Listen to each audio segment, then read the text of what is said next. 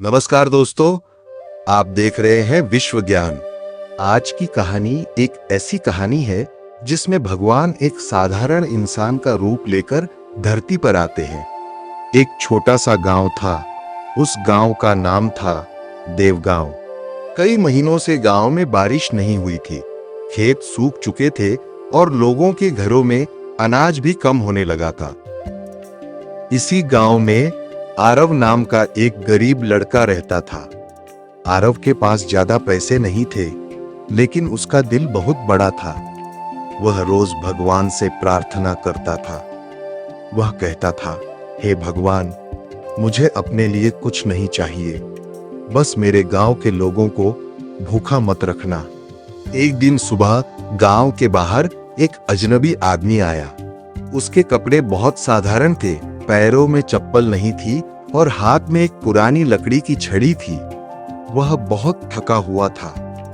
उसने गांव के कई लोगों से पानी मांगा, लेकिन गांव में पानी बहुत कम था, इसलिए किसी ने उसे पानी नहीं दिया। आखिरकार वह आरव के घर पहुंचा। आरव के पास भी सिर्फ एक गिलास पानी बचा था। फिर भी आरव ने वह पानी उस अजनबी को दे दिया। अजनबी ने पानी पीकर आरव से पूछा, तुम्हें पता है कि यह तुम्हारे घर का आखिरी पानी था? आरव मुस्कुराया और बोला, हाँ मुझे पता है, लेकिन अगर भगवान ने मुझे पानी दिया है तो शायद किसी प्यासे इंसान की मदद करने के लिए ही दिया होगा। अजनबी कुछ देर तक आरव को देखता रहा। फिर उसने पूछा, अगर तुम्हें भगवान से केवल एक चीज मांगने का मौका मिले तो तुम क्या मांगोगे? आरव ने बिना सोचे जवाब दिया, मैं अपने लिए कुछ नहीं मांगूंगा। मैं चाहता हूं कि मेरे गांव में फिर से खुशियां लौट आए। अजनबी मुस्कुराया और बोला, कल सूरज निकलने से पहले गांव के पुराने मंदिर में जाना। इतना कहकर वह वहां से चला गया। अगली सुबह आरव पुराने मंदिर में पहुंचा। मंदिर कई वर्षों से बंद था। जैसे ही आरव ने मंदिर का दरवाजा खोला, मंदिर के अंदर अचानक तेज रोशनी फैल गई। आरव घबरा गया। तभी उसके सामने वही अजनबी दिखाई दिया, लेकिन अब उसका चेहरा पहले जैसा नहीं था। उसके चारों तरफ एक दिव्य प्रकाश दिखाई दे रहा था। आरव ने डरते हुए पूछा, आप कौन हैं? अजनबी ने मुस्कुराकर कहा, जिसे तुम रोज भगवान कहकर पुकारते थे, मैं वही हूं। आरव की आंखों में आंसू आ गए। वह भगवान के सामने बैठ गया। आरव ने पूछा, अगर आप भगवान हैं तो आपने इतने दिनों तक हमारे गांव की परेशानी क्यों नहीं खत्म की? भगवान ने कहा, मैं बारिश कर सकता हूं, खेतों को हरा कर सकता हूं और तुम्हारी परेशानियां दूर कर सकता हूं, लेकिन मैं यह देखना चाहता था कि कठिन समय में इंसानियत जिंदा है या नहीं। फिर भगवान ने कहा, आरव, तुमने अपने आखिरी गिलास पानी में भी दूसरे इंसान को अपने से पहले रखा, इसीलिए तुमने मेरी परीक्षा पास कर ली। आरव ने कहा, प्रभु, अब मेरे गांव का क्या होगा?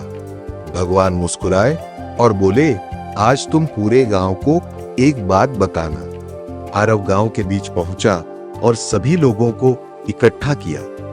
उसने कहा, हमारे पास कम है, लेकिन अगर हम उसे एक दूसरे के साथ बांट ले तो कोई अकेला भूखा नहीं रहेगा। गांव के लोगों ने पहली बार एक दूसरे की मदद करना शुरू किया।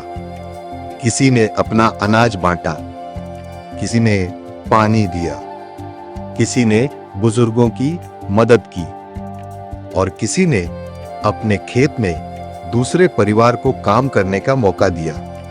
शाम होते होते पूरा गांव एक परिवार जैसा बन गया। तभी अचानक आसमान में काले बादल छा गए। कुछ ही देर बाद बारिश शुरू हो गई। पूरा गांव खुशी से झूम उठा, लेकिन आरव उस अजनबी को खोज रहा था। वह कहीं दिखाई नहीं दिया। सिर्फ मंदिर की सीढ़ियों पर उसकी पुरानी लकड़ी की छड़ी पड़ी थी। उस दिन से गांव के लोगों ने एक बात हमेशा के लिए याद रखी, भगवान हमेशा चमत्कार करके हमारे सामने नहीं आते। कभी कभी भगवान एक साधारण इंसान बनकर हमारे सामने आते हैं और देखते हैं कि हमारे अंदर इंसानियत कितनी जिंदा है। इसलिए दोस्तों, अगली बार जब आपके सामने कोई जरूरतमंद इंसान आए तो उसे सिर्फ एक अजनबी समझकर नजरअंदाज मत करना।